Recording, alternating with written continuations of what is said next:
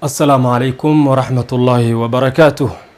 نينكن حاس أيو لها بيتكل أيو قرصدي هرا لو يري رق دمع مدايو دمرنا مسير مدايان دمع عيسي وحو سببي إنا يكو مسيرتو بهوينتي مسير إيو قنبالولid مدة سعتي كدب بهوينتي waxay ku qasabtay inuu furo minyaradan cusub ninkii wuxuu damcay inuu arintan furiinka minyarada ka xeeladaysto laakiin muxuu sameeyay minyaradii buu u tagay wuxuuna ku yiri bahweyntii ba masayrtay maxaan sameeynaa tala iyo gorfayn dheer kadib fartu taagay allah ilaahana tala hayo oo maxay tahay wuxuu yiri hal dalqad baan kugu furayaa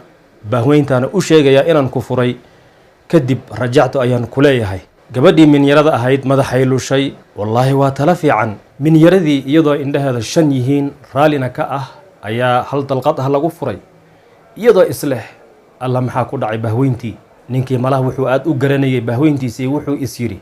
kulley kuma aaminaysee waa inaad qaaliga warqad furiina ka soo qaadaa bahweyntana u geysaa si ay kuu aaminto orod buu isgadiyey qaaligii buu u tegey qaali xaaskaygaan rabaa inaan furo qaaligii kamaba neefinin wuxuu ku yiri meeqaad ku furaysaa ninkii wuxuu yiri laba dalqadood qaaligii wuxuu ku yiri maqashii ninkii wuxuu qaaliga hortiisii ku furay mar kale minyaradii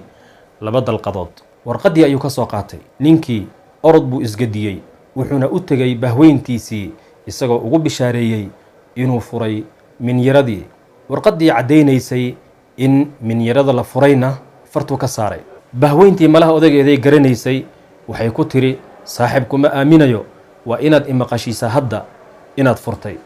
welibana aad ku furtaa 3 dalqadood ninkii wuxuu minyaradii ku furay 3 dalqadood oo kale ninka wuxuu sheekha weydiinayaa minyarada markuu la tashanayay wuxuu ku furay hal dalqad qaaligii markuu u tagayna wuxuu ku furay 2 dalqadood bahweyntana waxay kaga furatay 3 dalqadood halka waxaa ku baxay 6 dalqadood oo kala waqti dhacay hadda wuxuu sheekha weydiinayaa wax qiil ah ma leeyahay sheekh jawaabta sheekha aan dhegeysanno ninkaas inuu guur labaad sameeyo ma ahayn bahweyntiisa inuu iska ag joogay maxaa yeelay allah tabaaraka wa tacaala marka guurka labaad uu ka hadlay wuxuu yidhi fain khiftum an laa tacdiluu fawaaxida haddii aad ka baqaysaan inaydan cadaalad samaynaynin oo dumarkan aad isla guursanaysaan inaad cadaalad u samayn weydo haddaad ka baqayso hal ku gaabso taada iska ag joog marka ninka fulinimo wuxuu ka qabo iyo baqdin intaasoo tilaabood maray nin laba dumara isla dhaqi kara maaha maxaa yeelay gabadhii hadduu dalqad ku furay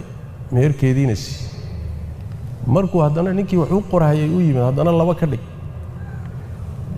haddana markuu islaantii bahweynta u yimid baqdintuu ka qabo 3 baan uga dhigay haddana ma ninkaasaa naag laba dhaqi kara saas daraaddeed waxaan kula talin lahaa balukaadii horta dalqaduhu ma dhaceen mise ma dhaceen maxaa ii laaban warkeeda intaad u kaadiso islaantaadaa bahweynta iska ag joog meeshaadaas ku asturnow dembina ha gelin sida kaa muuqata iyo dhaqankaaga naag labaad ma dhaqi karti ragga noocaas oo kale waxaan leeyahay gabdhaha ha lu goynina dumarka ha lu goynina ninka islaamka baqideeda intaasoo carra u samaynaya maba ahaba inuu guur labaad sameeyee islaantiisaa hore iska ag joogo wallahu aclam ya 3 ma ka dhammaadeen mise kama dhammaanin maxaban ku sugaaba warkanaa war la qaadan kara ma ahayn masalada dalqadii ma dhammaadeen mise ma dhammaanin masale khilaaf iyo murag geli waay laakiin waxayba dalqadaha dhammaanshadeeda asal u aba ninka kadaata reerkan ma dhaqi karaaba horta guur labaad maba u bannaan yahay baa imaanaysaba marka kaasoo kale guur labaad uma bannaanaba shardigii waxaa yaalla fain khiftum an laa tacdiluu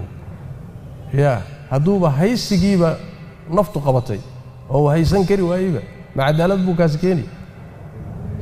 saas daraaddeed baa waxay tahay isagii amhaashiisa in lagula taliyo meeshii aad maxay dhihi meeshii aad ku qabaysatay ku qallajiso meeshiina iska joogo nacam